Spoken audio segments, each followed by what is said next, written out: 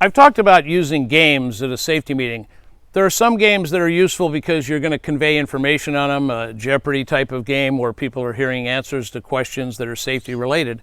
But there's other games you can play that'll remind people of PPE, other things that have to happen. One of them is an observation type game. It's one we used to do in scouting and still do.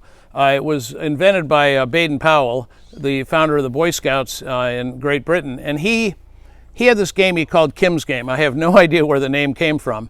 But what they would do is lay certain items down from a camping situation, and they would lay a tarp over it, a raincoat or a tarp, and then they would lift it up and let the scouts look at it for about 30 to 60 seconds, and you can decide how long you need.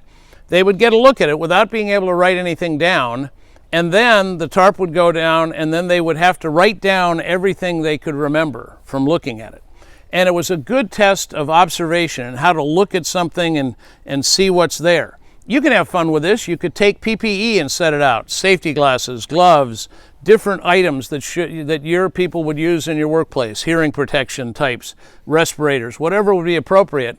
Lay them down and then lift the cover off, let them look at it for 30 seconds, and then write down what they remember that they saw. Another thing you can do with that is you can work as teams, have more items, more than one person might be able to gather, and let them work together as a team. You show the items, give them maybe 30 seconds or so, then do this part. This is kind of a fun way of doing it. Cover them up and make sure everybody has a piece of paper and pencil or pen and have them write down what they saw as individuals. Then have them together as a group make up a list. What's neat about that is they will see that as a group, they will remember and see more items than they did as individuals. There will be certain things that this person saw, this lady over here saw, this guy didn't see, and so forth. And when they combine them together, they'll realize they see more hazards. That's another thing you could show. Instead of personal protective equipment, maybe have pictures of different hazards that you'd lay out.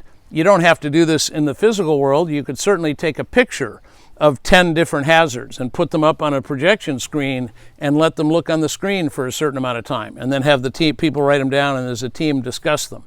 Another slide you could use is a picture of people in certain job situations and see if people can notice which PPE is missing. Or you could do it the other way. Which PPE are they wearing that they need on that job site?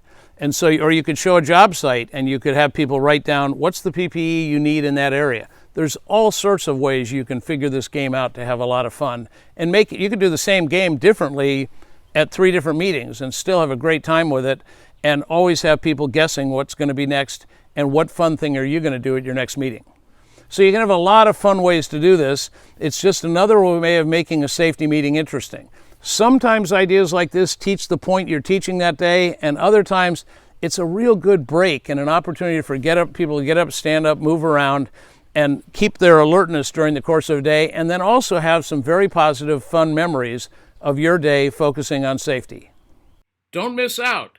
Be sure to hit the red button on the lower right and subscribe. That way, every time we release a video, you'll be aware of it.